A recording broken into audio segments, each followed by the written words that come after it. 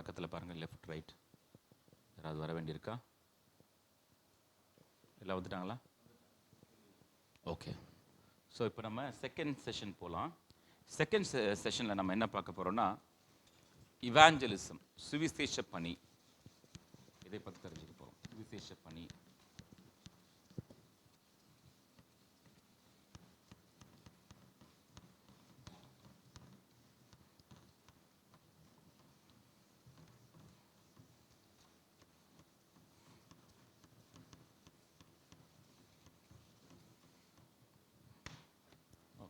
சுவிசேஷ பணி, இதை பற்றி நம்ம தெரிஞ்சுக்கிறதுக்கு முன்னாடி சுவிசேஷம்னா என்ன அப்படின்னு முதல்ல தெரிஞ்சுக்கலாம். சுவிசேஷம் சுவிசேஷம் அப்படின்னா என்ன அர்த்தம்? தமிழில் ஒரு சிம்பிளான மீனிங் சொல்லணும்னா நல்ல செய்தி, நற்செய்தி.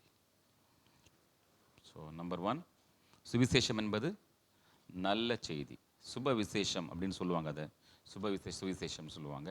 பட் நல்ல செய்தி, குட் நியூஸ் இங்கிலீஷில் சொல்லுவாங்க. குட் நியூஸ், கிளாட் டைடிங்ஸ், நிறைய வார்த்தை இருக்கு. சரி, இந்த குட் நியூஸ் அப்படின்னு சொல்கிறோமே, இது யாருக்கு நல்ல செய்தி?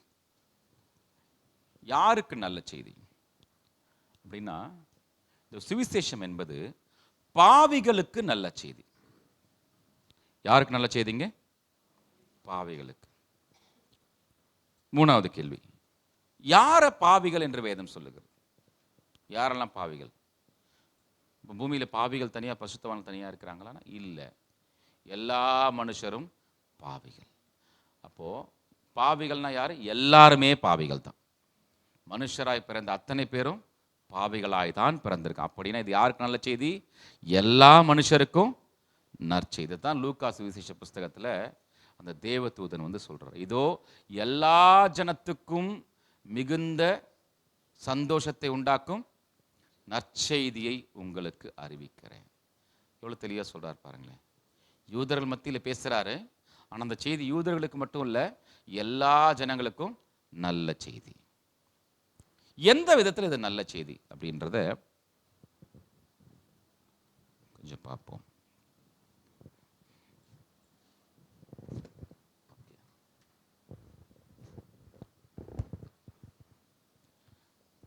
மனித நம்பினாலும் நம்பலனாலும் 2 இடங்கள் இருக்கு. அந்த 2 இடத்துக்குள்ள ஏதாவது ஒரு இடத்துக்கு போகிறது தான் நியாய தீர்ப்பு. ஒன்று பரலோகம், இன்னொன்று நரகம்.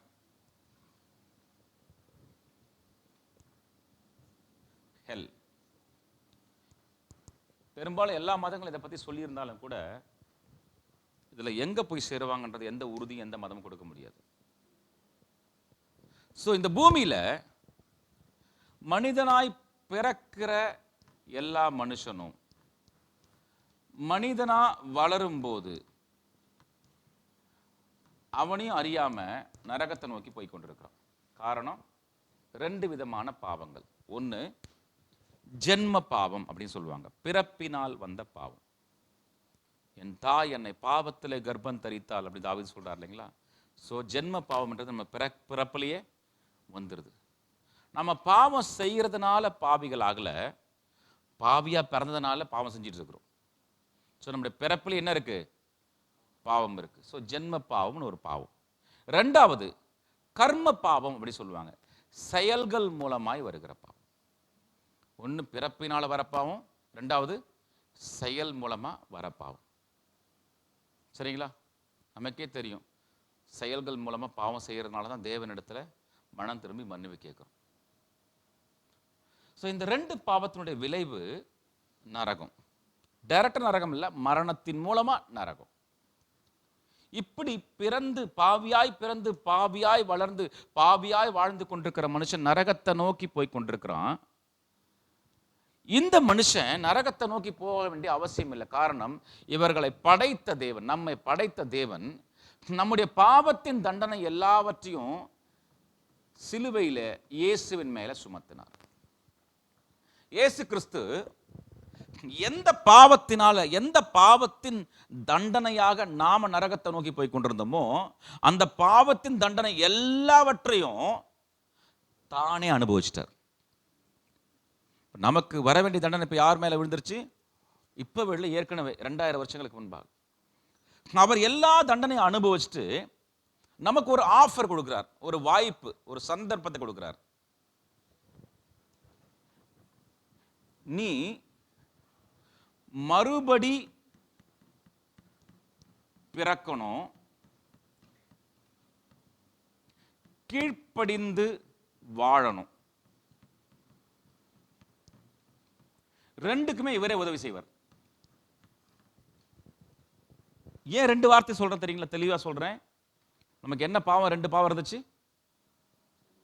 ஜென்ம பாவமும், அந்த ஜென்ம பாவத்தை தீர்க்க நம்ம மறுபடி பிறக்கணும். அதுதான் ரட்சிப்புன்னு சொல்றோம். Are you born again? கேட்குறோம் இல்லைங்களா? born again கிறிஸ்டியன், இயேசு ஏற்றுக்கொண்ட மறுபடி பிறக்கிறோம். அப்போ ஜென்ம பாவம் நிவர்த்தி. ஆனால் கர்ம பாவம் இருக்கு இல்லைங்களா? அந்த கர்ம பாவம் தீரணும்னு நம்ம வசனத்துக்கு அவருக்கு கீழ்ப்படியணும். சான்று சொல்ல, இந்த 2 காரியத்தை நீ செய்ய விருப்பம்னா என்னிடத்துல உன்னை ஒப்புக்கொடு, அல்லது என்னை விசுவாசி. அவரை விசுவாசிச்சோம்னா நம்முடைய பாவத்தின் தண்டனையை கர்த்தர் கேன்சல் பண்ணிடுறாரு. பாவத்தின் தண்டனை கேன்சல் ஆயிடுது. அப்படின்னா நரகத்தை நோக்கி போய் கொண்டிருந்த நம்மை ஆண்டவர் என்ன பண்றார்? அவரை விசுவாசித்த உடனே ஒரு யூட்டர்ன் பண்ண வச்சு அவரே நம்முடைய கையை பிடிச்சு பரலோகத்துக்கு நேரா நடத்திட்டு வராருங்க. சோ மறுபடி பிறக்கிறது நம்ம எதனால பிறக்கிறோம் தெரியுங்களா? என்னுடைய தண்டனை எல்லாம் அவர் ஏற்றுக்கொண்டார். எனக்காக என்னுடைய ஸ்தானத்தில் he died in my place. He took all my punishments upon his body. அதை நம்ம பிலீவ் பண்றதுனால அந்த பிலீஃப், அந்த ஃபெய்த், அந்த விசுவாசம் நம்மை மறுபடி பிறக்க வைக்குது. அவர் என் ரட்சகர், அவர் என் பாவத்தின் தண்டனை எல்லாம் ஏற்றுக்கொண்டார்னு விசுவாசிக்கிற அந்த செகண்ட் நம்ம மறுபடி பிறக்கிறோம். ஆனா மறுபடி பிறந்த பிறகு அவருடைய வார்த்தைக்கு கீழ்ப்படிய அவர் தம்முடைய ஆவியானவரை நமக்குள்ள கொடுக்கிறாங்க. அந்த ஆவியானவருக்கு நம்ம செவி கொடுக்கும் போது, அந்த ஆவியானவருக்கு ஒத்துழைப்பு கொடுக்கும் போது கீழ்ப்படிந்து வாழ ஆரம்பிக்கிறோம். நல்லா ஞாபகம் வச்சுங்க, இயற்கையில சொந்தமா நாமளே கீழ்ப்படிஞ்சு வாழ நமக்கு பலன் கிடையாது. We are incapable of obeying God's word all by ourselves. We need a helper. அதனால தான் ஆண்டவர் சொன்னா, நான் போய் வேறொரு தேற்றரவாளன் அனுப்புறேன். கர்த்தருடைய ஆவியானவர் உதவி இல்லைன்னா ஆண்டவருக்கு கீழ்ப்படிந்து நம்மளால வாழவே முடியாது. புரியுதுங்களா? நீங்க வேணா முயற்சி பண்ணி பாருங்க. நீங்க என்ன ஒரு வேளை ஒரு அடிக்ஷன் இருக்குன்னு வச்சுங்களேன், நீங்க எவ்வளவுதான் செல்ஃப் கண்ட்ரோலை பயன்படுத்தினாலும் 1 நாள் 2 நாள் கண்ட்ரோலா இருக்கலாம், 3ஆவது நாள் உடஞ்சிரும். ஆனா ஆவியானவர் விடுதலை ஆக்கினாரா நிரந்தர விடுதலையா இருக்கும். ஸோ நம்ம வசனத்துக்கு கீழ்ப்படிஞ்சு வாழணும்னா, திரும்ப இந்த வார்த்தை சொல்றேன், நீங்க கர்த்தருக்கு கீழ்ப்படிஞ்சு வாழணும்னா, வசனத்துக்கு கீழ்ப்படிஞ்சு வாழணும்னா கர்த்தருடைய ஆவியானவரின் உதவி வேணும். இந்த ஆவியானவர் எப்போ வரார் தெரியுங்களா? நீங்க என்றைக்கு இயேசுவை ஏற்றுக்கொள்றீங்களோ அன்றைக்கே ஆவியானவர் உள்ள வந்துடுறார். அவர் கொடுக்கிற அபிஷேகம் தான் அதுக்கப்புறம் வருது. ஆவியானவர் 2 அனுபவத்தை கொடுக்கிறார். ஒன்று, he comes in as a person, then he comes on as anointing. இது 2 விதமான அனுபவம். அதை இன்னொரு நாள் நான் சொல்றேன். ரட்சிக்கப்படும் போதே ஆவியானவர் உள்ள வந்துடுறாரு. ஹல்லேலூயா. அதனால அவங்க எந்த சபையை சேர்ந்தவங்களா இருந்தாலும் சரி, மெத்தடிஸ்டோ, ஆங்கிலிக்கனோ, பேப்டிஸ்டோ, எந்த சபை, விக்கிரக ஆராதனை செய்யாத எந்த சபையா இருந்தாலும் சரி, இயேசுவை மட்டுமே தெய்வமாக வணங்குகிற எந்த சபையா இருந்தாலும் சரி, அவர்கள் மேல அபிஷேகம் இல்லைனாலும், அவங்க அந்நிய பாஷை பேசலனாலும் அவங்களுக்குள்ள ஆவியானவர் இருக்கிறார். ஆவியானவர் ஒரு நபரா, திரித்துவத்தில் 3ஆவது நபரா அவங்களுக்குள்ள வந்துடுறாரு. அவர் தான் அவங்கள எனேபிள் பண்றாரு, எம்பவர் பண்றாரு ஒபே பண்றதுக்கு. ஸோ பரிசுத்த ஆவியானவரோட வேலை, முக்கியமான வேலை என்ன? He empowers us to obey God's word. கர்த்தருடைய வார்த்தை கீழ்ப்படிஞ்சு. ஸோ நம்ம அவரை விசுவாசிக்கும் போது நரகத்தை நோக்கி போய் கொண்டு நம்முடைய பாதை திரும்பிடுது. ஆனாலும் நம்மளே பரலோகத்தை வந்து சேர முடியாது. அதனால அவர் நம்முடைய கை பிடிச்சு கரம் பிடித்து வழி நடத்துறாரு. ஹல்லேலூயா. அப்போ நம்ம அவரோட ஐக்கியமாக இருந்தால் தானே கடைசி வரைக்கும் வந்து சேர முடியும். பாதியில உதறிட்டோம்னா நின்று போயிடுவோம். ஸோ இப்போ இந்த காரியத்தை தான் சுவிசேஷம் என்று வேதம் சொல்லுகிறது. ஸோ இயேசுவை விசுவாசிக்கிறவர்களுக்கு நரக தண்டனையிலிருந்து விடுதலை, பாவத்தின் போராட்டத்தை எதிர்த்து நின்று கீழ்ப்படிஞ்சு வாழ ஆவியானவருடைய உதவி, பாவமே இல்லாத பரலோகத்துக்கு கொண்டு போவேன்ற வாக்கு தத்துவம். 3 விதம். அதாவது He delivers us from the penalty of sin. பாவத்தின் தண்டனையிலிருந்து நம்மளை விடுதலையாக்குறார். இரண்டாவது, He saves us from the power of sin. மூணாவது, He will permanently take us away from the presence of sin. இந்த மூணு சேர்ந்தது தான் ரட்சிப்புங்க.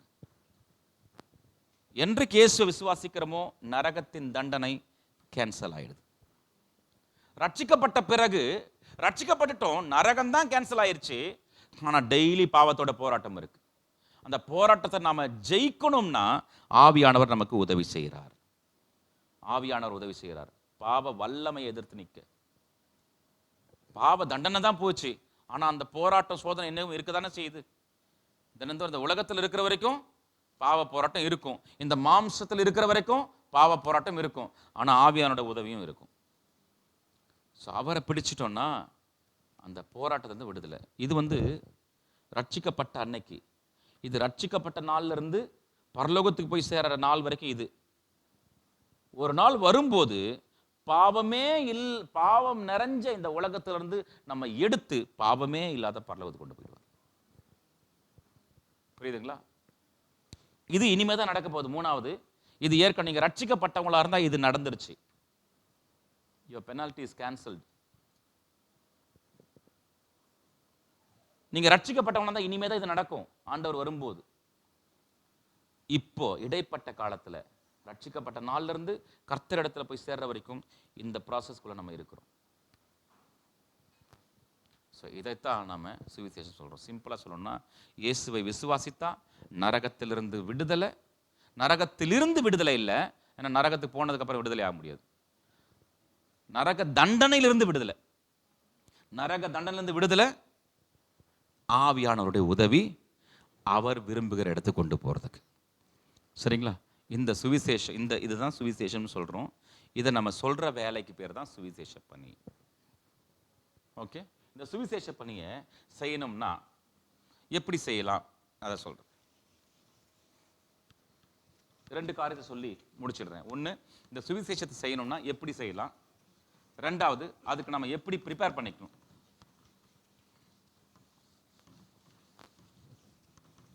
ஓகே, இந்த ஒர்க் ஆஃப் இவாஞ்சலிசம், இந்த சுவிசேஷ பணி யார் செய்யணும், இந்த கேள்வியிலேருந்து ஆரம்பிக்கிறேன். இதை முதல்ல நம்ம ஒரு முடிவுக்கு வரலாம். இந்த சுவிசேஷ பணி யார் செய்யணும்? ஊழியக்காரங்க மட்டும்தான் செய்யணுமா? லீடர்ஸ் மட்டும்தான் செய்யணுமா? இவாஞ்சலிஸ்ட் மட்டும்தான் செய்யணுமா அப்படின்னா இல்லை.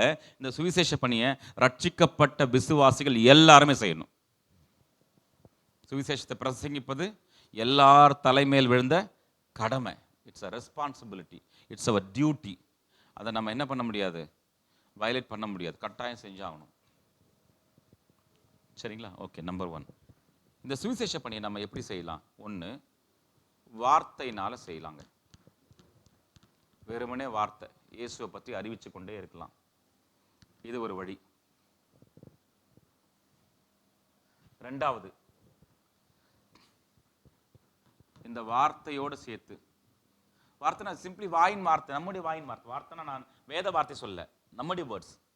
வாயை திறந்து இயேசுவை பற்றி சொன்னாலே சுவிசேஷ பணி தான். இப்போ நான் சொன்ன விஷயங்கள்லாம் நீங்கள், மனுஷனோட நிலைமை இப்படி இருந்துச்சு, பாவத்தில் பிறந்து பாவத்தில் வாழ்ந்து கொண்டிருக்க மனுஷன் நரகத்தை நோக்கி போய் கொண்டிருக்கிறான். ஆனால் அவனை நேசிச்சு அவன் மேலே அன்பு வச்ச ஆண்டவர் அவனுடைய தண்டனையெல்லாம் தன் மேலே சுமந்துட்டாரு. அதை இன்னைக்கு அறிவிக்கிறாரு. அவரை நம்பனா நரக தண்டனையிலிருந்து விடுதலை, பரலோகத்துக்கு கர்த்தரை கொண்டு போகிற வாய்ப்பு. இதுதான் சுவிசேஷம். இதை நம்ம எல்லாரும் செய்யணும்னு சொன்னேன். முதல்ல வெறுமனே நம்ம வாயின் வார்த்தை, நம்முடைய வாயின் வார்த்தை என் அப்படின்னு போட்டுங்க, இன்னும் பெட்டரா இருக்கும். என் வார்த்தையை பயன்படுத்தி சுவிசேஷ பணி செய்யலாங்க. ரெண்டாவது, வெறும் வார்த்தை மட்டும் இல்லை, என் வார்த்தை பிளஸ் என் வாழ்க்கை. வாழ்க்கை, என் வார்த்தை மட்டும் இல்லாம என்னுடைய சாட்சி உள்ள வாழ்க்கை, அதையும் வச்சு நம்ம என்ன பண்ணலாம், சுவிசேஷ பணி செய்யலாம். இது அவசியம் நினைக்கிறீங்களா இல்லையா? வாழ்க்கை அவசியமா இல்லைங்களா? இயேசுவை பத்தி சொல்லணும், ஆனா இயேசுவை பத்தி வாழணும் அவசியம், இயேசுவை போல வாழணும்னு அவசியம் இல்லை அப்படின்னு யாராவது நினைக்கிறீங்களா? அவரை போல வாழல, சாட்சியா நம்ம வாழல அப்படின்னா அப்படி அப்படி நம்ம சாட்சி இல்லாமல் வாழ்ந்தோம்னா நம்ம பேசுகிற வார்த்தைக்கு வேல்யூவே இல்லாமல் போயிடும், பலனே இல்லாமல் போயிடும். ஓகே, வெறுமனே வார்த்தையும் வாழ்க்கையும் சேர்ந்து, வாழ்க்கை சாட்சி. மூணாவது ஒரு வழி இருக்கு, வார்த்தை பிளஸ் சாட்சியுள்ள வாழ்க்கை. வெறும் வாழ்க்கைன்னு போடாமல் இப்படி எழுதிங்க, சாட்சியுள்ள வாழ்க்கை அப்படின்னு எழுதிங்க. சாட்சியுள்ள வாழ்க்கை, அதோடு கூட வரங்களும் வல்லமையும்.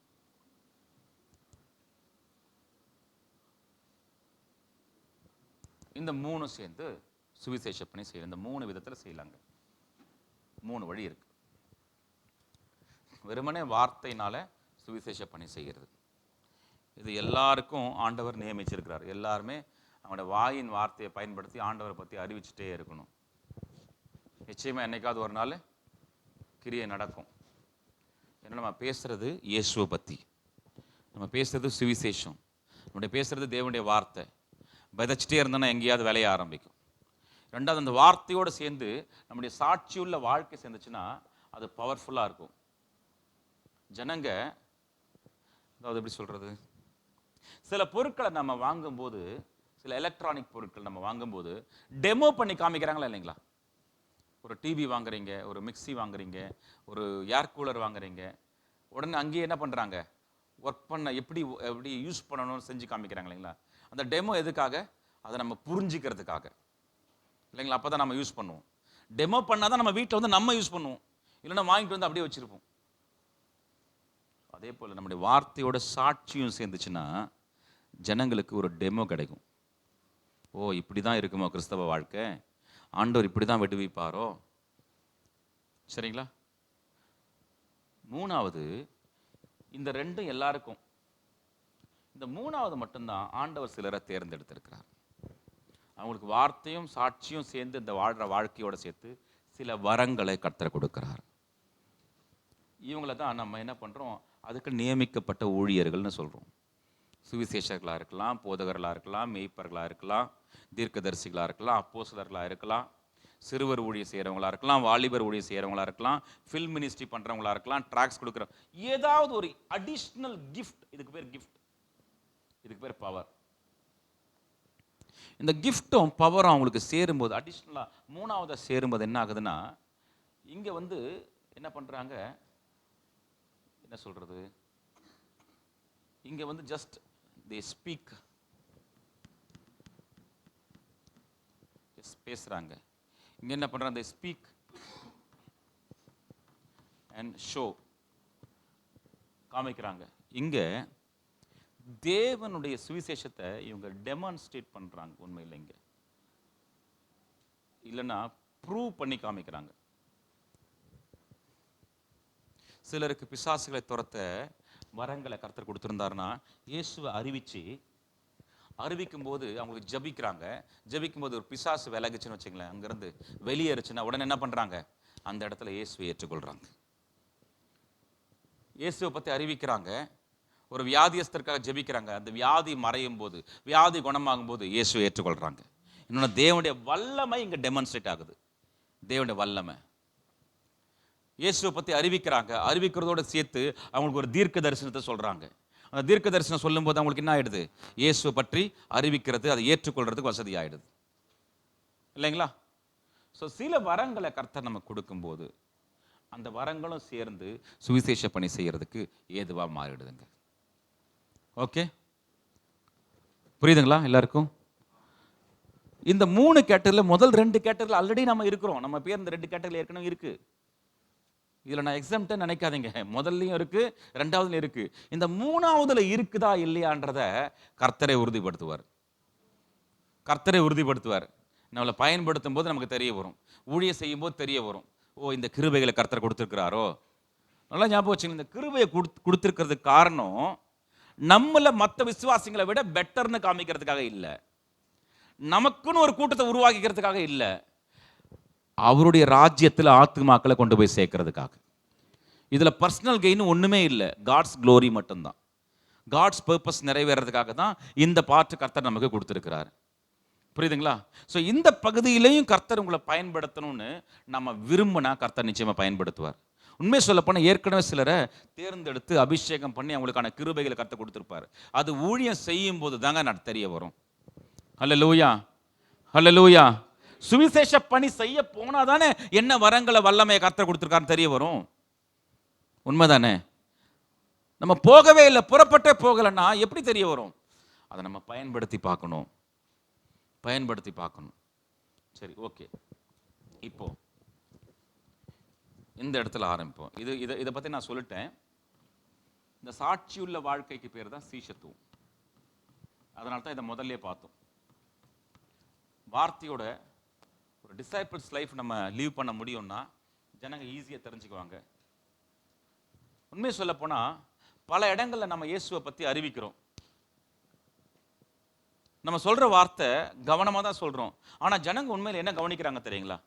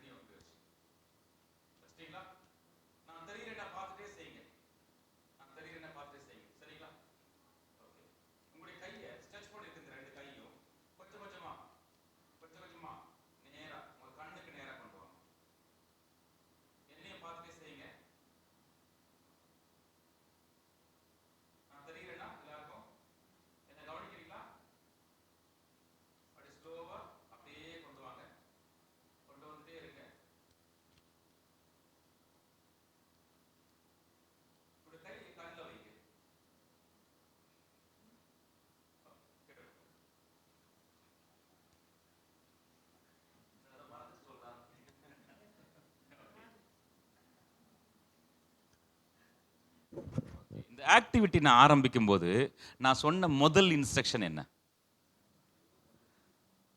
சொல்லுங்க, யோசிச்சு பாருங்க. என்ன சார் இன்ஸ்ட்ரக்ஷன் ஆக்டிவிட்டியோட முதல். அதுக்கு முன்னாடி சொன்னேன், நான் சொல்றத அப்படியே செய்யுங்க சொன்னா. இப்போ எல்லாருக்கும் கேட்டிருக்கு, எல்லாருக்குமே கேட்டிருக்கு. நான் சொல்றத அப்படியே செய்யுங்க, நான் சொல்றத அப்படியே செய்யுங்கன்னு சொல்லி தான் இந்த ஆக்டிவிட்டி ஆரம்பிச்சேன். பெரும்பாலானவங்க 80% எதுக்காக காதுல கை வச்சுங்க? ஏன் காதுல கை வச்சுங்க? காரணம் சொல்லுங்க. ஏன் காதுல கை வச்சுங்க? என்ன பார்த்ததுனால. சிலர் ஏன் கண்ணில் கை வச்சிங்க அப்படின்னா, நீங்க என்ன பார்க்கவே இல்லை அதனால. ஆனா இன்னொரு 10% இருந்தாங்க, அவங்க தான் ரொம்ப என்ன சொல்றது வித்தியாசமான ஆட்கள். கண்ணிலையும் வைக்கல, காதுலையும் வைக்கல, எங்க வைக்கலான்னு யோசிச்சுட்டு இருக்கிறாங்க. இவர் இங்கே வச்சிருக்காரு, அதை சொல்கிறாரா, இங்கே வைக்கணும்னு சொல்கிறார். ஓகே, இப்போ மெஜாரிட்டி எடுத்துக்கோ. மெஜாரிட்டி எங்கே வச்சாங்க? இங்கே இருக்கிறவங்கெல்லாம் 80% எங்கே வச்சிங்கன்னா காதில் வச்சு. காரணம், நான் சொன்ன வார்த்தையை கவனிக்கல, என்னோட ஆக்ஷனை தான் கவனிச்சிங்க. ரட்சிக்கப்பட்ட நாமே வார்த்தையை விட செயலை அதிகமாக கவனிக்கிறோம்னா, ரட்சிக்கப்படாத ஜனங்க நிச்சயமாக நம்முடைய வார்த்தையை விட வாழ்க்கையை தான் அதிகமாக கவனிக்கிறாங்கன்னு அர்த்தம். வாழ்க்கையை தான் அதிகமாக கவனிக்கிறாங்க. ஆனால் நம்ம வார்த்தையை சொல்கிறது தான் அதிகமாக ட்ரைனிங் எடுக்கிறோம். நிறைய நாலேஜ் டெவலப் பண்ணிக்கிறோம், நிறைய பேச முயற்சி பண்ணுறோம். கொஞ்சம் வாழ்ந்தால் போதும், புரிஞ்சிடும் அவங்களுக்கு. ஏன்னா அவங்க முக்கியமாக உங்கள் குடும்பத்தில் ரட்சிக்கப்பட்ட ஒரே நபர் நீங்கள் தான் அப்படின்னா, உங்களை அதிகமாக கவனிக்கிறது முதல்ல உங்கள் குடும்பம். எங்கள் குடும்பத்தில் எங்கள் தம்பி நான் ரட்சிக்கப்பட்டு 10 வருஷம் கழிச்சு எங்கள் தம்பி ரட்சிக்கப்பட்ட அந்த வாரம் சபையில் சாட்சி சொன்ன 10 வருஷம் எங்கள் அண்ணனுடைய வாழ்க்கையை பார்த்துட்டு இருந்தேன். கொஞ்சம் முன்னாடியே சொல்லியிருக்கலாம், கொஞ்சம் பெட்டராக வாழ். இப்படியே ரட்சிக்கப்பட்டுட்டாரு. ஆனால் அவர் கவனிச்சது பாருங்களேன். அப்போ நம்ம விசுவாசிக்கிறோம் கர்த்தரை அப்படின்னு சொல்கிறோம், உண்மையிலே ஒரு நெருக்கடியான சூழ்நிலையில் கர்த்தரை தான் விசுவாசிக்கிறோம்.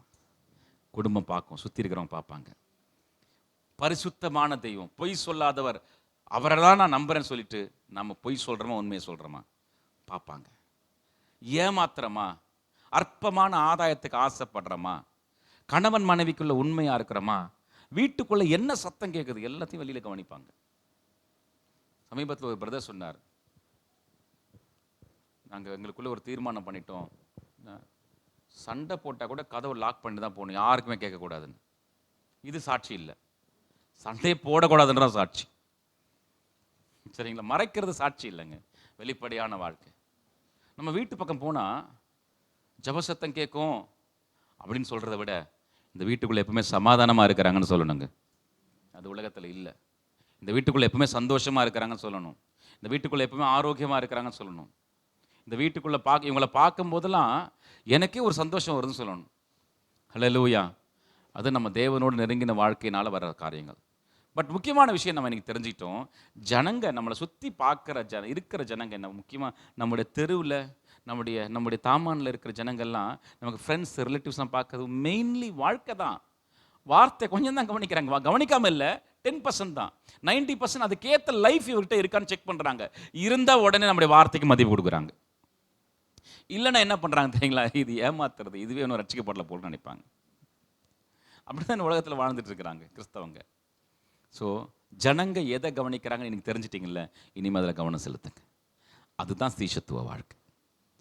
அதில் நம்ம சரியாக இருந்தோம்னா சுவிசேஷ பணி செய்வது ரொம்ப ஈஸியாக இருக்கும். எங்கே போனாலும் ஜனங்க புரிஞ்சுக்குவாங்க.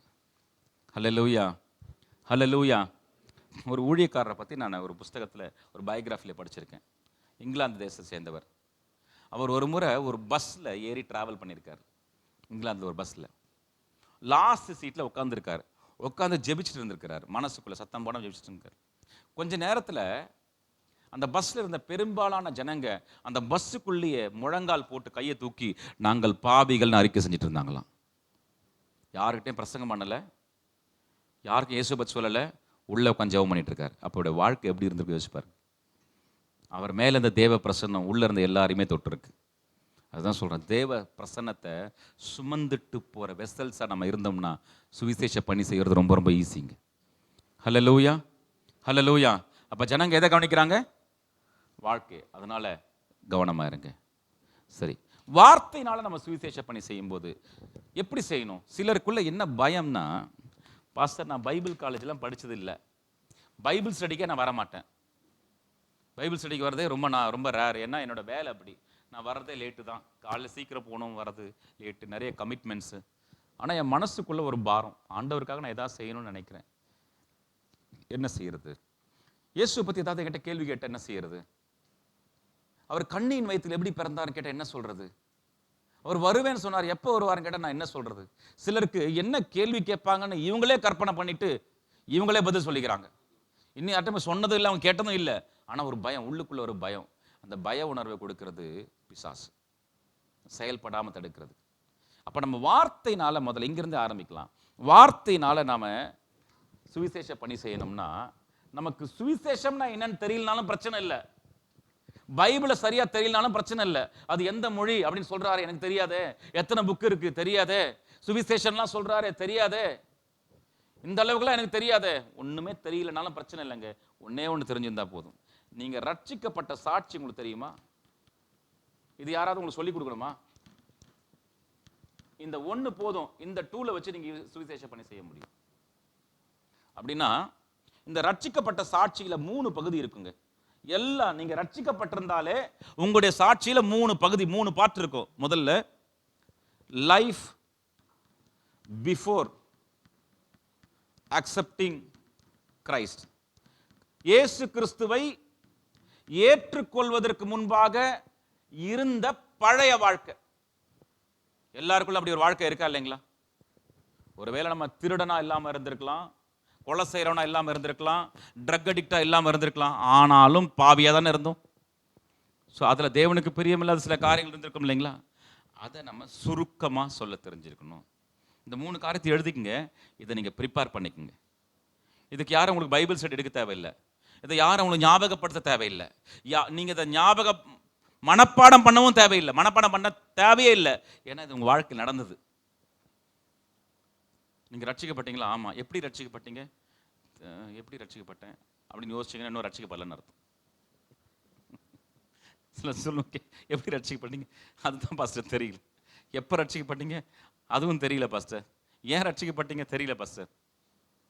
போய் ரட்சிக்கப்படுங்கன்னு தான் சொல்லி அனுப்பணும். ஸோ உங்கள் வாழ்க்கையில் கண்டிப்பாக கிறிஸ்துவை ஏற்றுக்கொள்வதற்கு முன் என்னுடைய வாழ்க்கை, அதுதான் உங்கள் சாட்சியில முதல் பகுதி. ரெண்டாவது, how Jesus met me. இயேசு என்னை எப்படி சந்தித்தார்? இயேசு என்னை எப்படி சந்தித்தார்? எல்லார் வாழ்க்கையிலும் ஒரு சம்பவம் நடந்திருக்குங்க. இப்போ உங்க கண் முன்னாடி நீங்க கேட்குற அளவுக்கு ஒரு சிலர் சொல்லலாம். ரட்சிக்கப்பட்டவங்க யாராவது இயேசு உங்களை சந்திச்ச விதத்தை ஞாபகம் வச்சிருக்கீங்களா? சொல்ல முடியுமா யாராவது? இந்து குடும்பத்தில் ரட்சிக்கப்பட்டவங்க யாராவது இருக்கீங்களா? யாருமே இல்லையா? இந்து குடும்பத்தில் ரட்சிக்கப்பட்டவங்க பிரதர் நீங்கள் இருக்கீங்களா? கொஞ்சம் எழுந்துறீங்களா மேடம் ப்ளீஸ். எந்த வருஷம் ரட்சிக்கப்பட்டீங்க? அப்ராக்சிமேட்டா 2002. என்ன சம்பவத்தின் மூலமா உங்க இயேசு அறிமுகமானார்? யார் மூலமா? தாயார் மூலமா. எந்த சூழ்நிலையில்?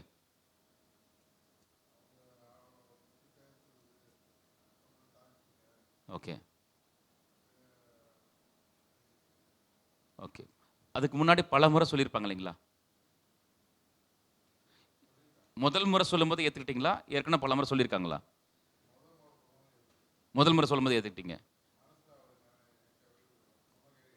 ஓகே. இப்போ இவருடைய வாழ்க்கையில் இயேசு இவரை சந்தித்த விதம் அப்படின்னா, இவங்க தாயார் இவருக்கு இயேசுவை பற்றி சொன்னதுனால. அப்போ இவருடைய வாழ்க்கையில் ஒரு நபரை கர்த்தர் பயன்படுத்தியிருக்காரா? உட்காருங்க மேடம். தேங்க்யூ. வேற யாராவது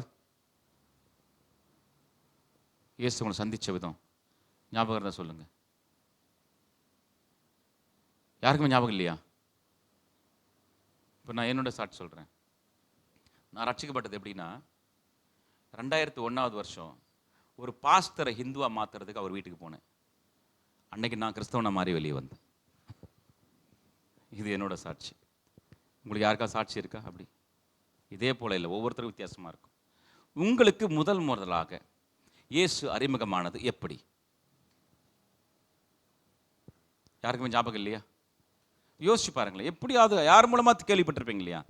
இல்லைங்க நான் பிறக்கும் போதே கிறிஸ்தவங்க, அப்படி யாருமே கிடையாதுங்க. கிறிஸ்தவ குடும்பத்தில் பிறக்கலாம், கிறிஸ்தவனா பிறக்க முடியாது. ஏன்? பாவ உணர்வடைஞ்சு மனம் திரும்பி இயேசுவை ரட்சகராக ஏற்றுக்கொண்டாதான் நம்ம கிறிஸ்தவராக மாற முடியும், தேவனுடைய பிள்ளையாக மாறும். புரியுதுங்களா? யாருக்குமே இல்லையா? யோசிச்சு பாருங்க. உங்களை எப்படி ஆண்டவர் சந்திச்சார்? யார் மூலமா சந்திச்சார்? எல்லாருமே கிறிஸ்தவ குடும்பத்திலே பிறந்தவங்களா? எல்லாருமே கேத்தலிக் குடும்பத்தில் யாரும் ரட்சிக்கப்பட்டவங்க இருக்கீங்களா? இஸ்லாம் மதத்திலிருந்து ரட்சிக்கப்பட்டவங்க இருக்கீங்களா? ரட்சிக்கப்பட்டீங்களா? என்ன சார்? யாரு? ஓகே, யாராவது சொல்லுங்க. சொல்லுங்க சார்.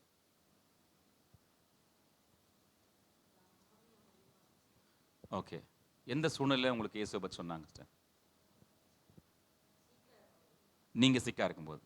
ஓகே, உட்காருங்க சார். தேங்க்யூ.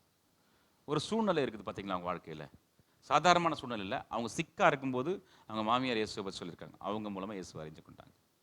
ஒவ்வொருத்தர் பாஸ், நீங்கள் யார் மூலமாக இயேசுவை அறிந்து கொண்டீங்க?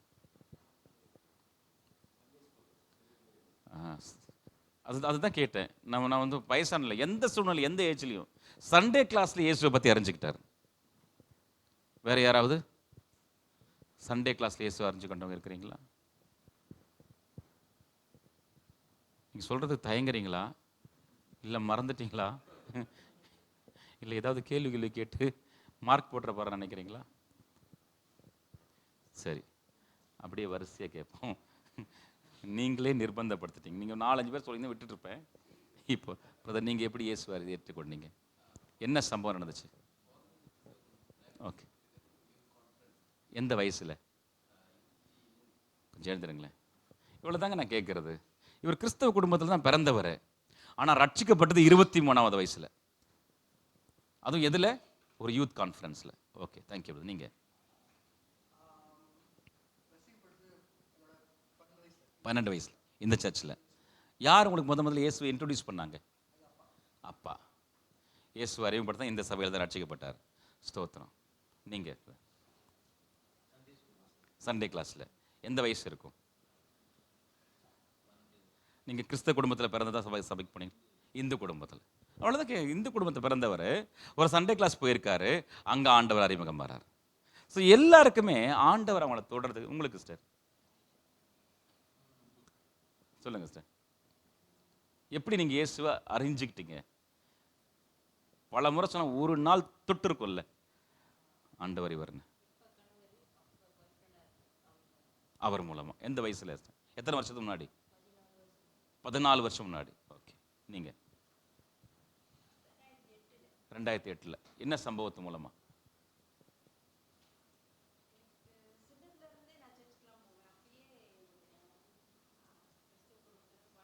ஓகே.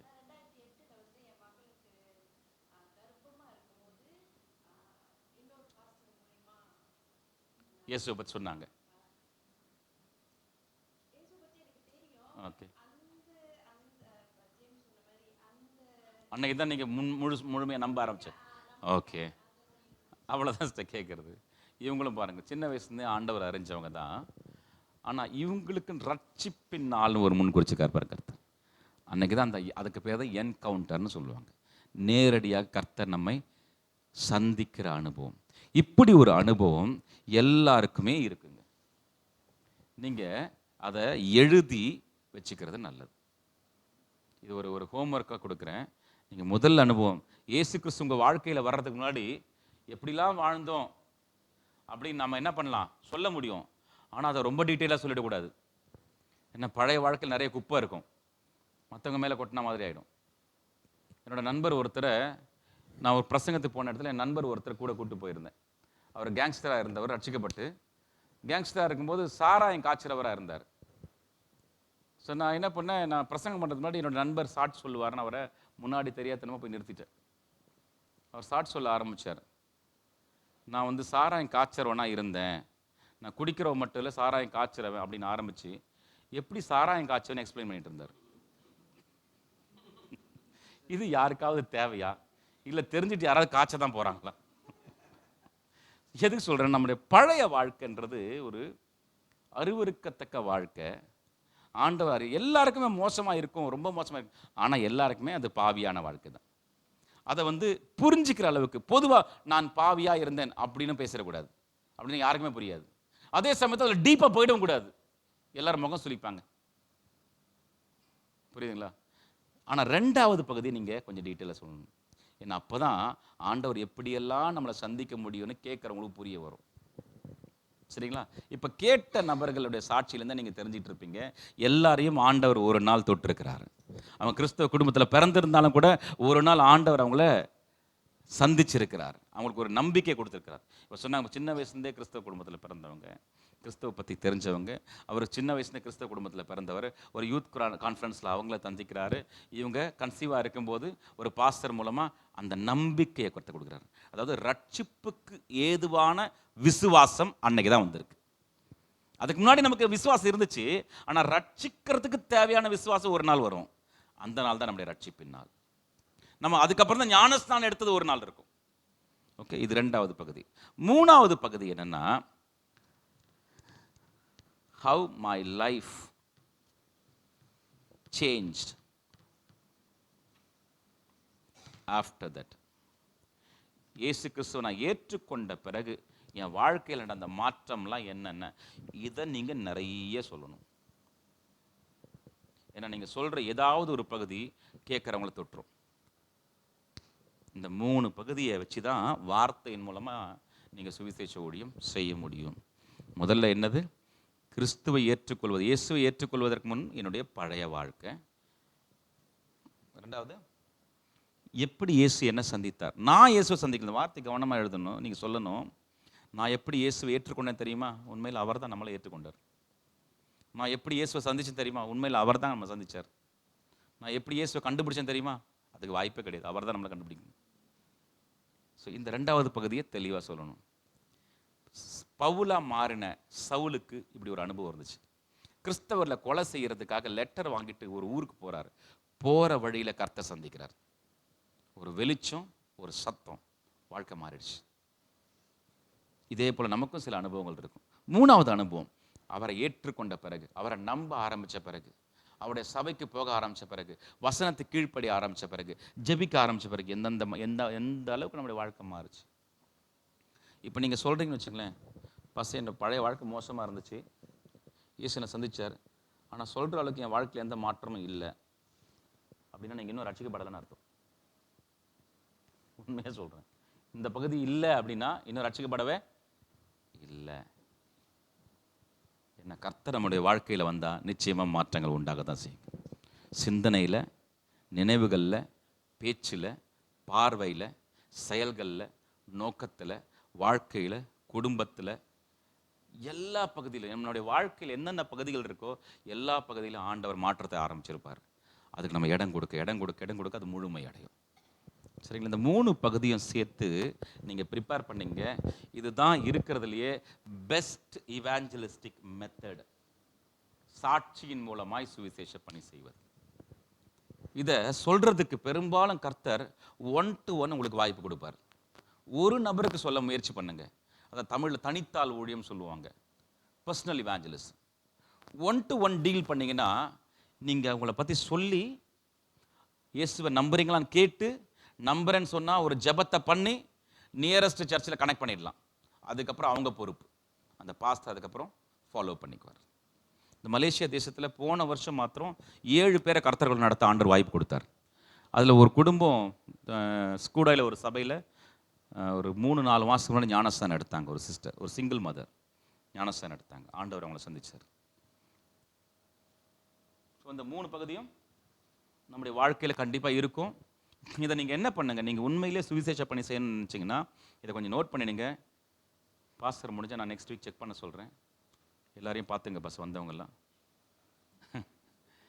ஸோ நீங்கள் என்ன பண்ணுங்கள், ஒரு ஒயிட் பேப்பரில் இல்லை ஒரு ரூல்டு பேப்பர்லையோ 2 பேஜ் 3 பேஜ் எத்தனை பேஜ் உங்களால் எழுத முடியுமோ இந்த 3ஐயும் சேர்த்து என்னுடைய சாட்சி அப்படின்னு இங்கிலீஷ்லேயோ தமிழ்லையோ மலாயிலோ எழுதிட்டு கொண்டு பாஸ்டர் கொடுங்க. முடிஞ்சால் ரெக்கார்ட் பண்ணிக்கங்க. நீங்கள் ரெக்கார்ட் பண்ணி நீங்கள் வீடியோ வச்சுருந்தாலும் கூட நல்லது தான். இதை நீங்கள் சிம்பிளாக நீங்கள் என்ன பண்ணலாம், ஒரு 3 நிமிஷத்துக்குள்ளே நீங்கள் சொல்கிற அளவுக்கு, சுருக்கமாக சொல்கிற அளவுக்கு ரெடியாக இருந்தீங்கன்னா எந்த நேரத்தில் சொல்லலாம். ஒரு பஸ்ஸில் ட்ராவல் பண்ணிட்டுருக்கீங்க, பக்கத்தில் இருக்க சொல்லிடலாம். ட்ரெயினில் ட்ராவல் பண்ணுறீங்க, பக்கத்தில் இருக்க சொல்லிடலாம். ஒரு கவர்மெண்ட் ஆஃபீஸ் நின்றுட்டு க்யூவில் நின்றுருக்கும்போது ஒருத்தருக்கு சொல்லிடலாம். சம்டைம்ஸ் அவங்களே வந்து நம்மக்கிட்ட கேட்பாங்க, நீங்கள் எப்படி கிறிஸ்தவனாக மாறுனீங்க? அப்படி தான் என்கிட்ட ஒருத்தர் கேட்டு கன்வெர்ட் ஆனாங்க. நான் போன நோக்கம் வேறு. அவங்களா கேட்டாங்க, உங்கள் பேர் வந்து இந்து பேராக இருக்குது, ஆனால் நீங்கள் ஏன் சார் கிறிஸ்தவன் ஆனீங்கன்னு கேட்டாங்க. ஒரு 2 கண்டிஷன் போட்டேன். 45 நிமிஷம் ஆகும்னு சொல்கிறதுக்கு டைம் கொடுத்தாங்க. அதுக்கப்புறம் நான் சொல்கிறது உண்மையாக இருந்தால் நீங்கள் ஏற்றுக்கணும், மறுக்கக்கூடாதுன்னு. சரின்னாங்க. அவங்கள சொல்லி ஆண்டவர் ஏற்றுக்கிட்டாங்க அந்த குடும்பம். ஏன்னா அவங்க குடும்பத்தில் ஒரு பெரிய பிரச்சனை நடந்துட்டு இருக்குது. வெளியில் பார்க்கும்போது தெரியல. இதை நான் சொல்ல என் குடும்பத்தில் ஒரு பிரச்சனை. நாங்கள் வீட்டுக்கு போய் ஜெபம் பண்ணிட்டு வந்தோம். லண்டனில் நடந்துச்சு இந்த காரியம். ஸோ எந்த நேரத்தில் ஆண்டவர் நமக்கு வாய்ப்பு கொடுப்பாருங்க, எந்த நேரத்துலையும் கொடுப்பாரு. சரிங்களா? இப்போ நம்ம ஒரு ரெஸ்டாரண்ட் போகிறோம், அங்கே வேலை செய்கிறவங்க கிட்ட கூட ஆண்டவர் பற்றி சொல்ல வாய்ப்பு கொடுப்பார். ஸோ இதில் நீங்கள் ப்ரிப்பேர் ஆகிடுங்க. இதை நீங்கள் எழுதிட்டு வந்து பாஸ்டர்கிட்ட ஒரு ஷீட்டு கொடுங்க, இல்லை ரெக்கார்ட் பண்ணி அந்த வீடியோவை அனுப்பி விடுங்க.